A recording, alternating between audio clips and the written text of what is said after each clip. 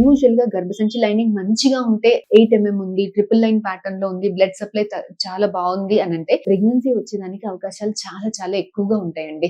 Thickness అనేది 8 to 10 mm మధ్యలో ఉండాల్సింది ఉంటది. 6 to 8 mm అంటే లైట్ గా థిన్ గా ఉంది, ఇలాంటి వాళ్ళలో కూడా ప్రెగ్నెన్సీ వచ్చేదానికి అవకాశాలు బాగానే ఉంటాయి. 10 to 12 mm అంటే కొంచెం మందంగా ఉంది, ఇలాంటి వాళ్ళల్లో కూడా అదర్వైజ్ ప్యాటర్న్స్ అంటే ట్రిపుల్ లైన్ ప్యాటర్న్స్ ఉంది, పాలిప్స్ ఏమీ లేదు అని అంటే ఇలాంటి వాళ్ళలో కూడా ప్రెగ్నెన్సీ వచ్చేదానికి అవకాశాలు బాగానే ఉంటాయి. ఇక్కడ ప్రాబ్లం అంతా మరీ పల్చగా ఉందా, మరీ థిక్ గా ఉందా? మరీ పల్చగా ఉన్న వాళ్ళల్లో ఏంటి, గర్భసంచి లైనింగ్ 6 mm కన్నా తక్కువగా వస్తుంది, ఇలాంటి వాళ్ళల్లో పొరలు ఎందుకు పల్చగా ఉంటాయి? ఏదైనా దాంట్లో ఏమైనా ఇన్ఫెక్షన్ అయిందో, లేదంటే ఏదైనా ఆపరేషన్స్ సర్జరీస్ వల్ల పొరలు డ్యామేజ్ అయినాయో, ఇలాంటి అప్పుడు మనకి పొరల క్వాలిటీ కూడా ఎఫెక్ట్ అయ్యేదానికి ఛాన్స్ ఉంటది. పొరలు పల్చగా ఉంది, క్వాలిటీ ఎఫెక్ట్ అయింది అంటే ట్రిపుల్ లైన్ ప్యాటర్న్ కాకుండా అంత తెల్లగా ఉంది, మధ్యలో అంతా అతుకులు ఉన్నాయి, ఇలాంటి వాళ్ళల్లో బేబీని పెట్టినా అతకకన్నా ఉండడము, ఏదైనా అతికినా సరిగ్గా పెరగట్లేదు, అబార్షన్స్ అయిపోవడము, బేబీకి బ్లడ్ సప్లై సరిగ్గా రాక బేబీ సరిగ్గా ఎదుగుదలలో ప్రాబ్లమ్స్ రావడము, ముందే డెలివరీస్ అయిపోవడము, ప్లాసెంటా అంటే మాయ అనేది బాగా అడహరెంట్ గా ఉండడము, ఇలాంటి ప్రాబ్లమ్స్ ఉండడం అనేది చాలా కామన్ గా గమనిస్తుంటామండి.